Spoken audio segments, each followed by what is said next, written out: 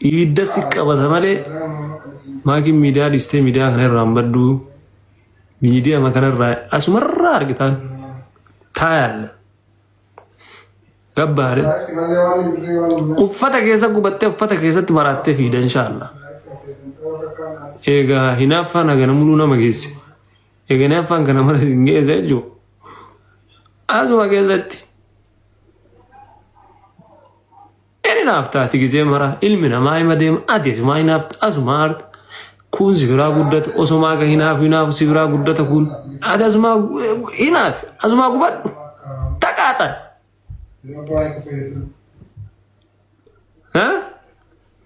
Akka nama sanii ta'uu dadhabuu keettu si guba. Inni lamin an maaliif akka nama sanii hin taane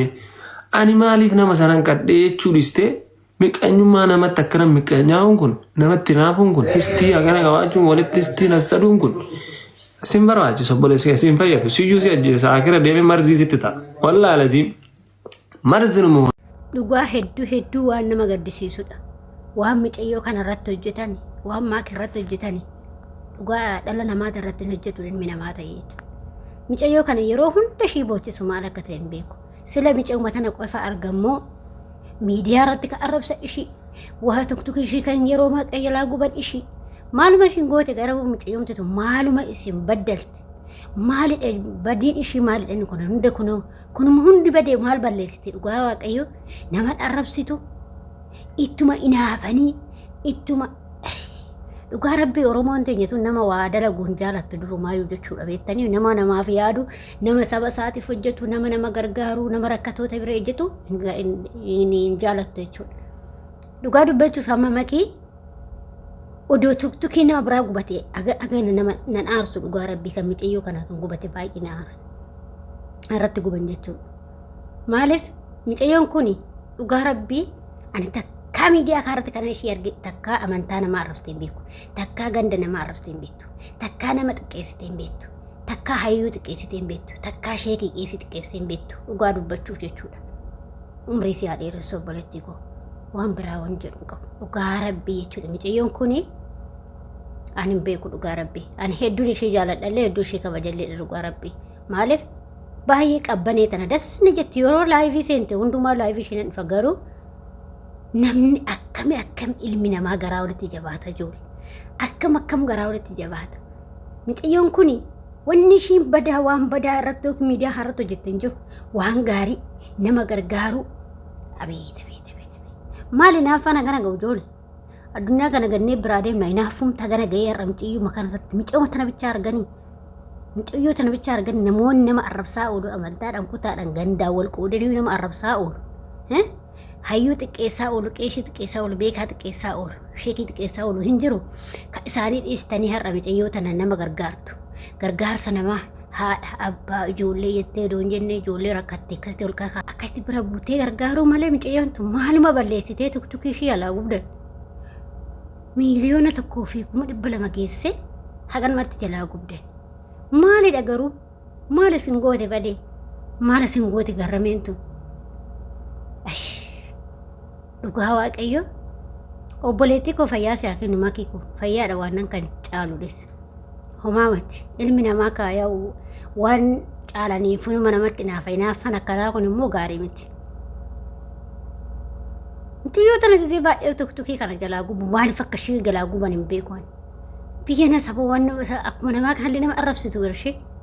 nama arrabsitu ani waan isheetti gubataniifaa wallaala. Abshira obboleettii koo waaqayyo si hojii yaa ta'u abshirii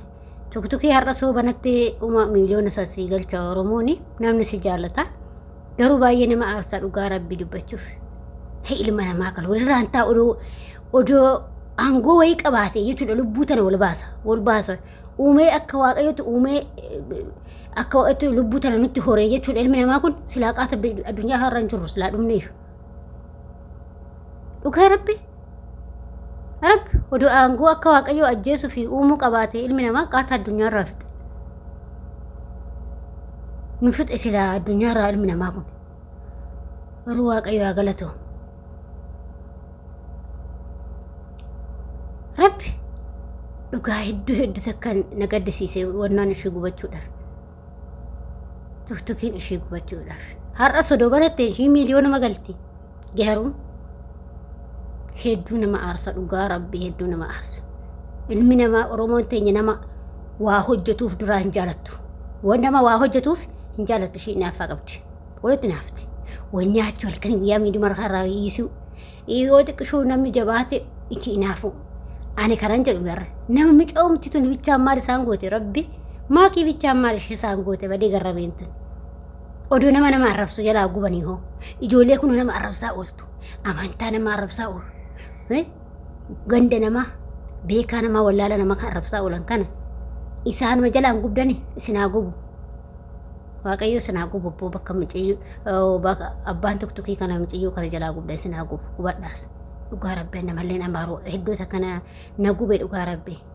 keessa kootu na gubateetan akkas jedhe malee annama akkasillee jechuun hin jaaladhu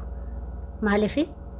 waaqayyo akka hojii keessanitti isin haa kennu waan biraan jedhu dhugaa waaqayyo jechuudha mee maaluma isaan goote rabbi maali naaffaa naga kana gahu maaliif walitti naaftan hagam jiraatta addunyaa roomaan jiraattu bar yoo sitti toluu baate ofirraa bilookii gooteen teechoo ishii argaa ishii sin jibbisiise ani rabbi dhugaa waaqa akka ishee dasna jettan rabbi nan jaaladha baay'een jaaladha maaliif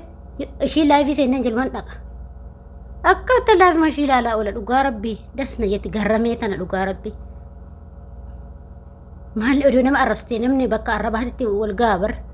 oduu arrabmicoontu nama arrabsitee yoo gubatillee nama arrabsiteera micoontu nama arrabsitu gandi nama arrabsitu amantaa nama arrabsitu maalumaaf hin gube moo akkam bultii godhattiidha abboo warruma bultii namaa itti naafta rabbi isin itti naafu dhugaa waaqayyo inni naafinaa dhugaa rabbi maali naafana gana gawjoon wayyoo makiiki amshiraa dhokoo garaa nama nyaatti dhugaa rabbi garaa na nyaate ana akka waan kiyyaa itti garaa na nyaate wannu ishee tuktukiin ishee sun jechuudha isin haa gububboo gubadhaasne akka tuktukii isaatti hojii keessa waaqayyo isiniif haa kennu isiniif illee hagam jiraattu addunyaa tanarra kan daba namatti yaaddan daba isinitti haa yaadu waaqayyoon ilma namaa kanamu bineensa bar oduma hojii nyaatu garagalee waan nyaataa bar akkam nu caalti akkam fooloo ishii miiliyoona gala maaloo miiliyoona dhisee biiliyoona yoo gale maal rakkoo qaba intala oromooti haa guddattu haa dagaaddu maal rakkoon isaa inaaffan akkatti isin gugguu maali immoo micoon dun bultuma godhattee yennaan akkatti inaaftan